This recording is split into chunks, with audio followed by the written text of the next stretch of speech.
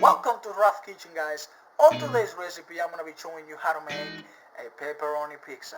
Something that so many people loved out there and so many people would like to learn how to make it. So on today's video, I will teach you how to get it done. So stay tuned, subscribe to my channel, leave your comment down below, hit the bell for notifications, and thank you so much for all the subscribers and all the support that I have been receiving from all you guys. Let's not lose any more time and let's get to the recipe.